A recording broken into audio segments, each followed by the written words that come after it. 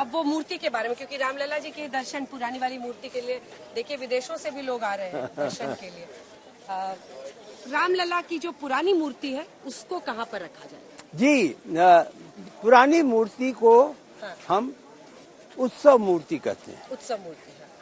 पुरानी मूर्ति के प्रति लोगों की बड़ी भावनाएं हैं, क्योंकि वह यह कहते हैं कि यह मूर्ति तो प्रकट हुई थी। तो इस मूर्ति को 1947 से हमने इस टेंट में रखा है, तो अब नए मंदिर में रखेंगे। तो जहाँ पर सिंहासन बना है जो स्वर्ण का होगा, सिंहासन पे अचल मूर्ति जिसकी प्राण प्रतिष्ठा होगी वो खड़ी मूर्ति है। उसके ठीक सामने जो वर्तमान में मूर्ति है, जो उनके भ्राता हैं और अन्य हनुमान जी जो हैं, शालिग्राम जी हैं, ये सभी यथावत वहाँ पर रखा जाएगा। तो एक भगवान की चल मूर्ति या उत्सव मूर्ति है, एक अचल मूर्ति है। दोनों की पूजा रोज होगी, उसी प्रकार से होगी, कोई उनमें अंतर नहीं होगा।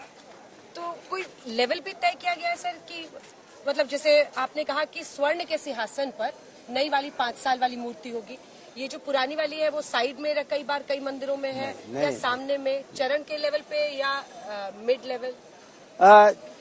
एक लेवल तो वह है कमल का, जिसपे कि वर्तमान भगवान जो आ रहे हैं वह भगवान स्थापित होंगे, प्राण प्रतिष्ठा होगी। उसी के ठीक एक नेक्स्ट स्टेप होगा सिंहासन का, जिसपे कि जो वर्तमान भगवान राम हैं, रामलला हैं, उनको रखा जाएगा। तो यह प्रश्न नहीं है कि वो उसके नीचे होंगे, बल्कि केवल प्रश्न है कि उनके सामने होंगे। सामने रखना है जिससे कि दोनों भगवान की दर्शन करने की जो आकांक्षा है वो दोनों को हो जाए। हम न बगल में रख सकते हैं, न उनके बराबर रख सकते हैं। किसी प्रकार का कोई भी आपस में कंफ्यूजन न हो, इसलिए यह व्यवस्था की गई है कि हम सिंहासन पे उनको तुरंत एक के बाद एक रखें। और 16 तारीख के बाद ही क्या ये वाले रामलला जी भी वहाँ चले जाएंगे? जी, संभवतः 21 तारीख को यह भगवान इस मंदिर से अपने नियत, अपने जो स्थान है वहाँ पर पहुँचाए जाएंगे। कदाचित एक दिन की बाधा आ सकती है लोगों के दर्शन में।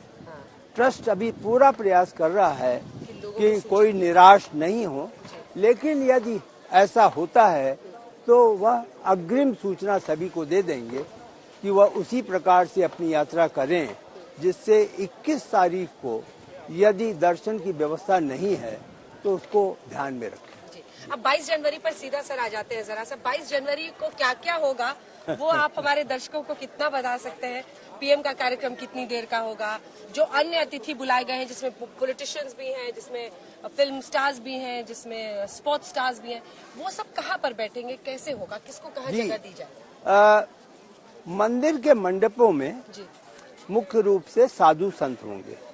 जो 3 मंडप नीचे वाले 3 मंडप हैं और जो 2 मंडप साइड्स में है, प्रार्थना मंडप और कीर्तन मंडप, इन सभी स्थान पे कुर्सी की व्यवस्था संभवतः होगी और वहाँ पर साधु संत होंगे।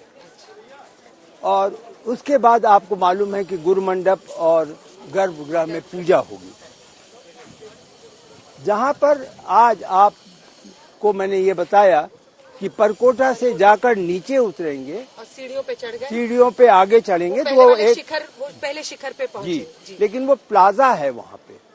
जो भूमि तल है वो एक स्टोन का प्लाजा है, जिसको वरांडा भी कहते हैं, ये कहते हैं। जी, ठीक है। वो प्लाजा जो है उस पे कुर्सियाँ रहेंगी और सारे अतिथिगण उस पे बैठाए जाएंगे।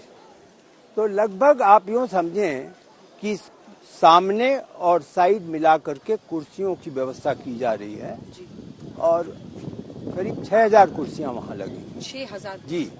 और यह उम्मीद है, क्योंकि वह एसपीजी पर निर्भर करता है, जो स्पेशल पुलिस गार्ड्स होते हैं प्रोटेक्शन के लिए, उनके निर्णय पर है। लेकिन वर्तमान में यह अनुमान किया जा रहा है कि कोई अलग व्यवस्था न हो करके मंदिर से बाहर जैसे ही पूजा के बाद, पूजा की अवधि लगभग 2 घंटे होगी, तो उसके बाद जैसे निकलेंगे तो वह मुखातिब होंगे वहाँ पे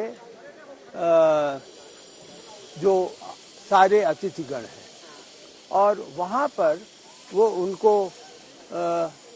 एक तरीके से भगवान के प्रति अपनी निष्ठा, देश की निष्ठा, उनकी निष्ठा, संभवतः इसके बारे में एक जो वह समझते हैं कि वो अपने विचारों को शेयर कर सके, संवाद के माध्यम से वह उनका हिस्सेदार बने वहाँ जो लोग हैं, और उसके जरिए पूरे राष्ट्र में, क्योंकि वह कार्यक्रम राष्ट्र में रिले होगा, अंतर्राष्ट्रीय संभवतः कुछ दूतावासों में भी होगा।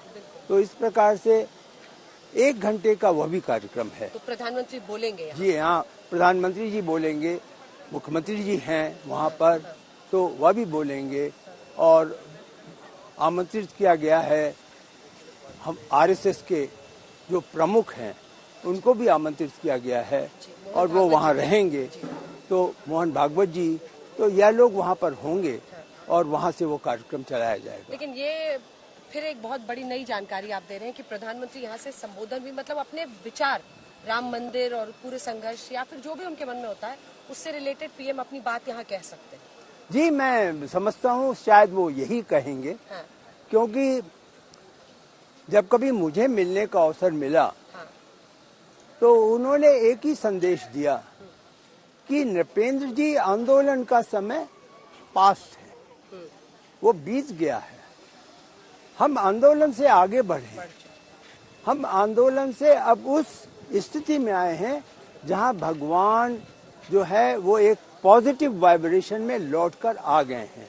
इसलिए उनका यह मत है कि कोई भी निगेटिविटी, किसी प्रकार की निगेटिविटी वो नहीं चाहते हैं। शायद वो ऐसा ही करें। जी, तो भगवान राम के बारे में वो कुछ बोलेंगे। ये आपने पूरे कार्यक्रम के बारे में अब बता दिया। अब एक बार जो दर्शनाभिलाषी लोग पहुंचेंगे वो नृपेंद्र जी की आंखों से समझे कि आपने कहा यहाँ से एंट्री है, सामने मंदिर है, लेकिन आपने कहा था कि वो एक परिक्रमा भी कर सकते हैं। ये चारों तरफ परकोटा का जो एक्सटेंशन है सर, ये चारों तरफ बन जी जी जी, ये बिल्कुल सर्कल आप समझे, और ये पूरे मंदिर को एक तरीके से इंसर्कल करता है। 750 मीटर, 795 मीटर, 795 मीटर। जी, मैंने अभी आपके अंग्रेजी चैनल में शायद क्यूबिक मीटर कहा, हाँ, लेकिन वो क्यूबिक फीट है। हाँ। वो इसके अंदर जो पत्थर उपयोग किए जाएंगे, बंसी पहाड़पुर पत्थर केवल, वह करीब 8 लाख क्यूबिक फीट है। तो वह इसमें उपयोग होगा, 795 मीटर्स में होगा, और अंदर बाहर से तो वॉल है सुरक्षा की दृष्टि से, उस वॉल पर पैनल होंगे ब्रॉन्ज के, और जो अंदर है वह मंदिर की तरफ खुला हुआ है। तो जो लोग परिक्रमा करेंगे वो थ्रू आउट परिक्रमा में भगवान के प्रति अपनी प्रार्थना कर सकेंगे। जी।